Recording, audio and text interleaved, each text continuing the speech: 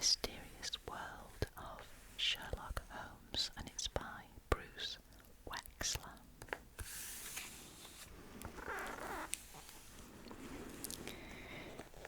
Okay, it says on the back, the illustrated guide to the famous cases, infamous adversaries, and ingenious methods of the great detective. Through detailed text and over 150 specially researched archive illustrations, this unique volume documents the greatest mysteries, methods of deduction, and notorious criminals found in the Holmes canon, brings to startling life the Victorian London crime scene that comprised the detective's fascinating world, examines the various media manifestations of the stories, including their history in print and film and television adaptations, invites you to read the tales again with newfound insight. So, let's open it up.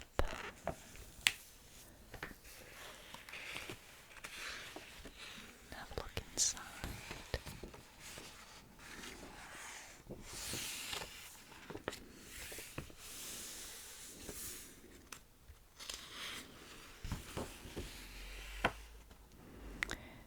Now, it was published in 2012 by Pepperbox Press Limited, and we've got the chapters condensed here. Chapter 1 is Dr. Arthur Conan Ignatius Doyle, an author's life. Chapter 2, Sherlock Holmes, a life in print. Chapter 3, Sherlock Holmes in the Great Wilderness. Chapter 4, Medical and Forensic Science in the Sherlock Holmes stories. Chapter 5, Sherlock Holmes and the Law. Chapter 6, Sherlock Holmes' Women. And then we've got a feature, The Travelling Detective. Chapter 7 is Sherlock Holmes Today. Feature, Sherlock Holmes Paraphernalia. Another feature, Sherlock Holmes Pub. And Chapter 8, Sherlock Holmes on stage, screen and radio. And then the canon of Arthur Conan Doyle's books in alphabetical order.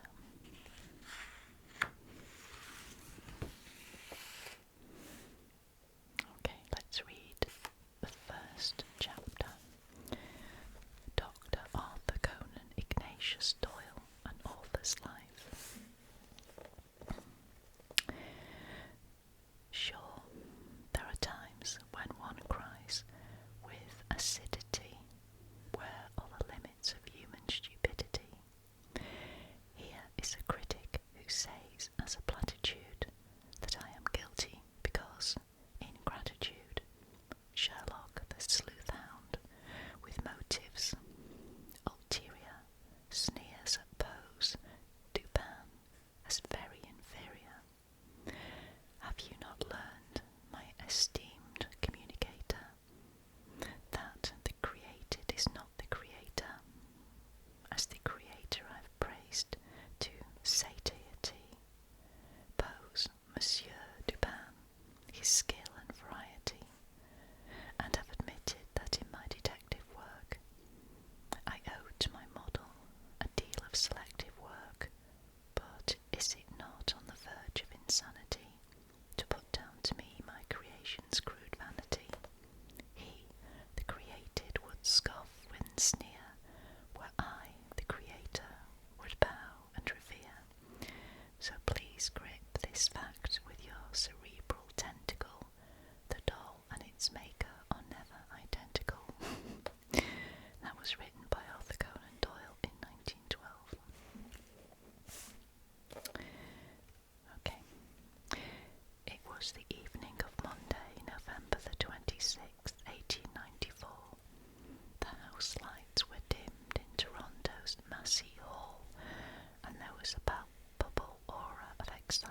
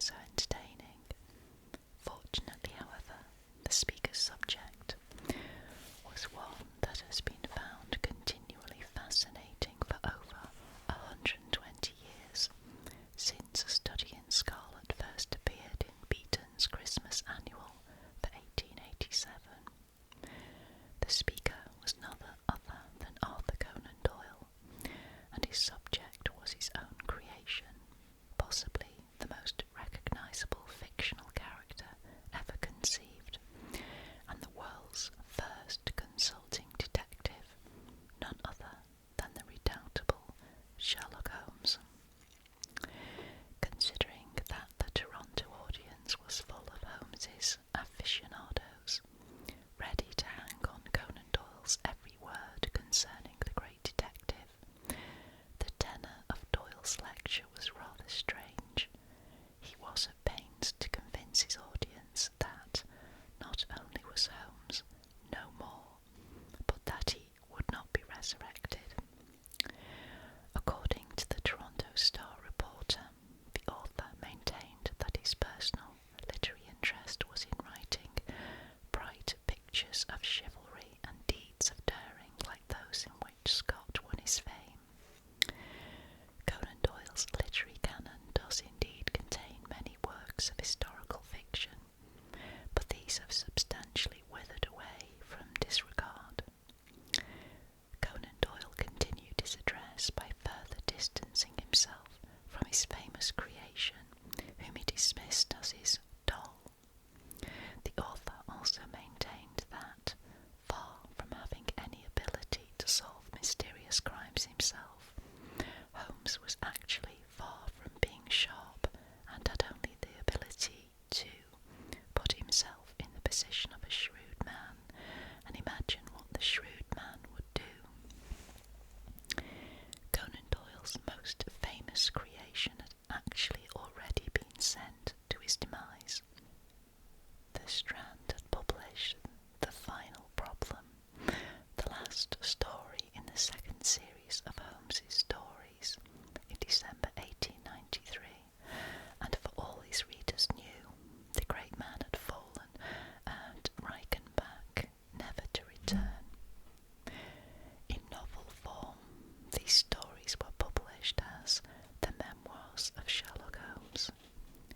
A chance visit to the Reichenbach Falls in Switzerland had presented Conan Doyle with an irresistible idea for Holmes's demise, and he was quick to grasp it. He was already sick of writing about Holmes. The adventures of his famous detective tortured him with the constant need for plotting, devising, counterplotting, and resolution.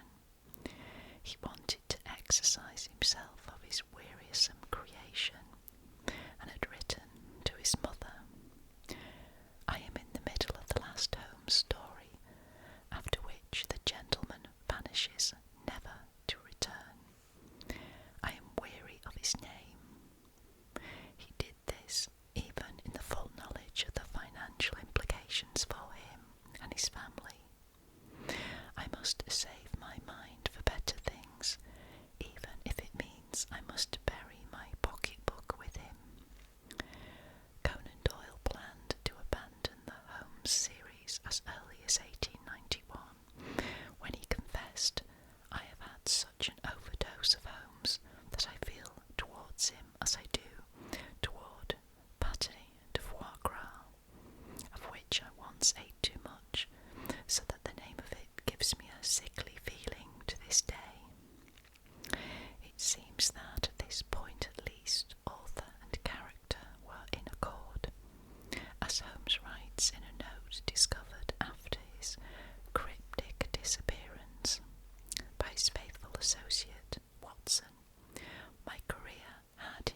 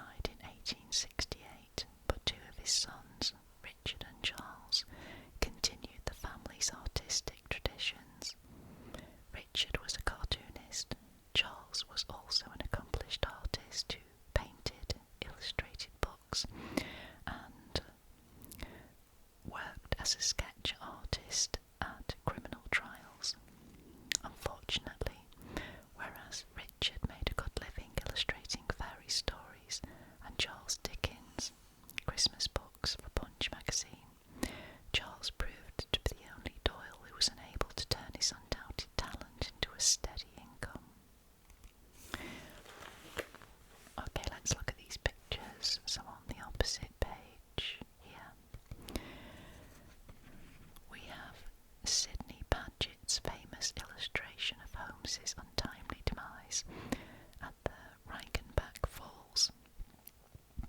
Engineered by Conan Doyle in 1893, the scene was inspired by the author's travels in Switzerland. Below here is the author's birthplace in Edinburgh, Scotland. And at the top, this little picture is a political cartoon by Conan Doyle's grandfather, John Doyle.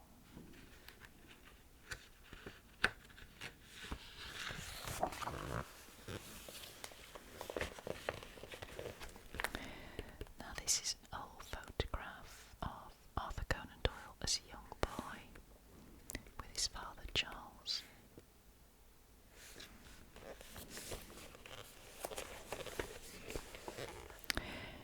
Despite this, his son, Conan Doyle, always considered his father to be the most gifted artist in the family.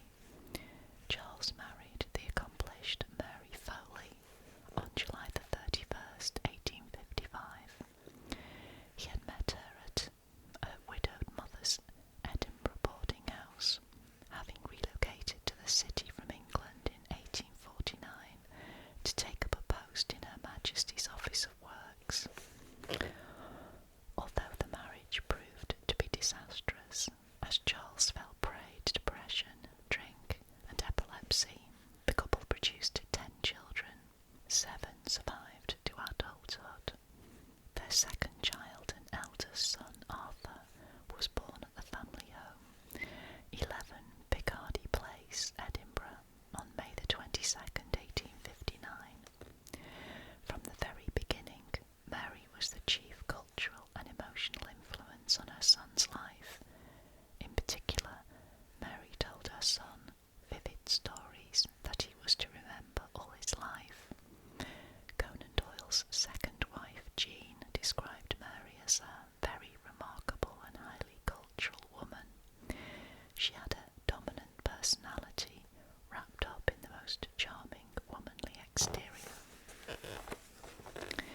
When Arthur reached the age of 9, in 1868, his more prosperous relatives decided to send him to Hodder, the preparatory school for the Jesuit college at Stonyhurst.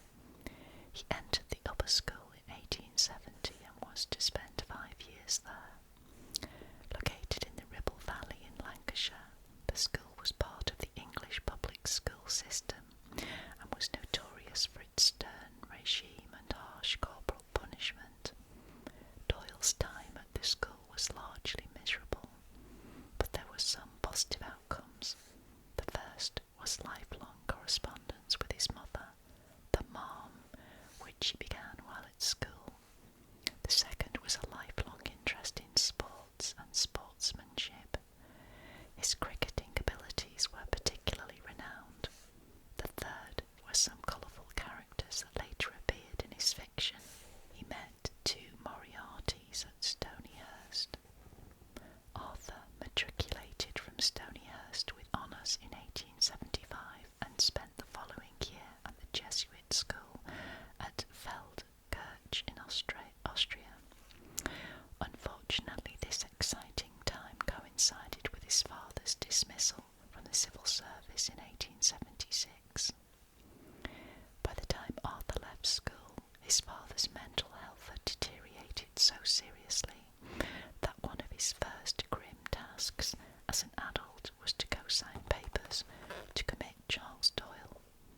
Doyle had initially been sent to Fowardon House, a nursing home that specialised in the treatment of alcoholics, but a violent escape attempt had resulted in his committal to the Montrose Royal Lunatic Asylum. Charles was to remain institutionalised until his death in 1893.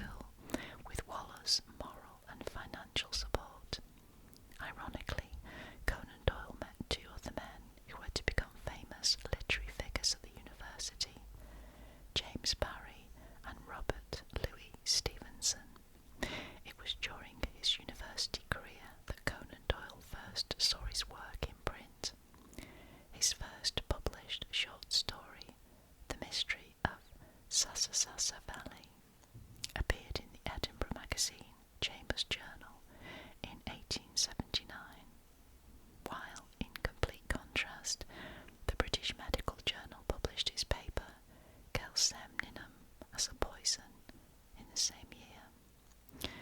Now this picture here is Edinburgh University's prestigious medical school, as it was in Victorian times when Doyle studied there.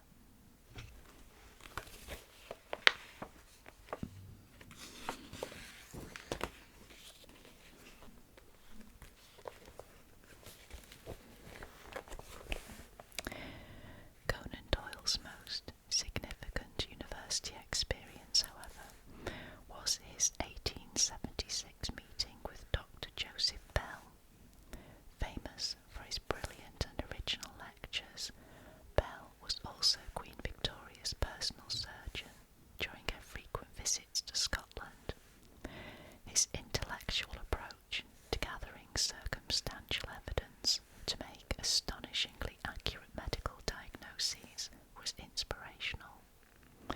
The professor applied the trained use of observation to assess his patients, gathering hordes of seemingly trivial information to create a meaningful picture of the whole person. Remind you of anyone? Conan Doyle became one of Bell's favoured students, and during his second year at medical school, he was Bell's clerk at the Royal Infirmary's open clinic. Over a century later, the Conan Doyle-Bell relationship was immortalised in a series of books by David Byrie, which was filmed for television as The Murder Rooms. Conan Doyle was fully conscious of his debt to Bell's forensic detective work and wrote, "It is to you that I owe Sherlock Holmes." Now here is Dr. Joseph Bell in this photograph. Mutual acquaintance Rudyard Kipling asked of Holmes, "Could this be my old friend Dr. Joe?" But Holmes was not simply a pastiche of Bell's flamboyant personality. Doyle acknowledged that he derived aspects of the character from several other sources. "I owe to my model a deal of selective work, including Edgar Allan Poe's detective character, Monsieur C. Auguste Dupin, together with the infamous Eugene Francois Vidocq. Vidocq was a reformed master criminal who became the first chief of the Sûreté in Paris. The detective writing style of both Charles Dickens and Wilkie Collins is also apparent in Conan Doyle's Sherlockian works. Throughout his student days, Conan Doyle read voraciously, including William Thackeray's Esmond, George Meredith's Richard Feverel, and Washington Irving's Conquest in Granada. The creation of Holmes was still years ahead. In 1881, Conan Doyle graduated as a Bachelor of Medicine and Master of Surgery. In his third year at Edinburgh, the young medic had served as a ship's doctor on a whaling boat, the Hope. On graduation, his first job was as the medical officer on the Liverpool steamer Mayumba. While Doyle had hugely enjoyed his time aboard the Hope in the freezing Arctic, he hated the dirt and heat of Africa and became seriously ill from a tropical fever. Okay, so at the top here we have a photograph of the statue of Sherlock Holmes erected in Edinburgh to honour Conan Doyle. And down here is the ship, the Hope, a whaling boat, on which Conan Doyle served as a medical officer. His handwritten log of the voyage has survived.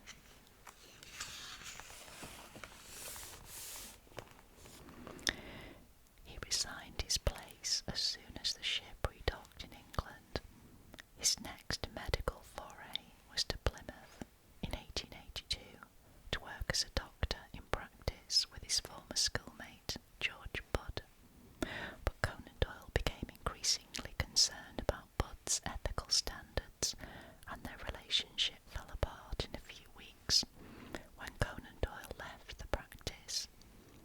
He was in serious financial trouble, on the verge of bankruptcy.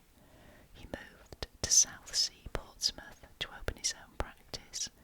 It was a fairly shoestring operation, as he could only afford to furnish the consulting rooms. Business was initially slow, which gave Arthur the chance to compose stories in between his rather sparse patients. A small flurry of short stories appeared, including The Captain of the Pole Star, J. Habakkuk Jepson's Statement, The Heiress of Glen Mahowley, The Cabman's Story, and The Man from Archangel. These were published in various magazines, including Cornhill Magazine, Cassell's Saturday Journal, and Temple Bar.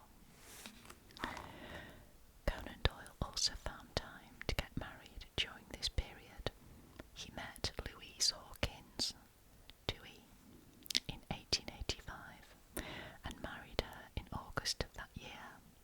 The mom highly approved of her son's choice. Dewey was a home-loving woman, attractive rather than beautiful. Doyle described her as gentle and amiable. 1885 also saw the publication of Conan Doyle's doctoral thesis on the effects of syphilis, an essay upon the vasometer changes in tabs dorsalis. Ironically, Conan Doyle had met Dewey through the sickness of her brother, John Hawkins. Hawkins had been a resident patient of Conan Doyle's at his Southsea villa, but had died of cerebral meningitis in 1885. Hawkins' death and the subsequent marriage of his sister and heir to his doctor led to a great deal of local gossip. Worse was to follow.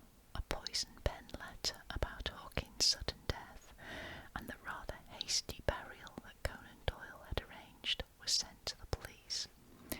This almost resulted in an official inquiry into Hawkins' suspicious death, and only the supportive intervention of Conan Doyle's medical neighbour averted police involvement.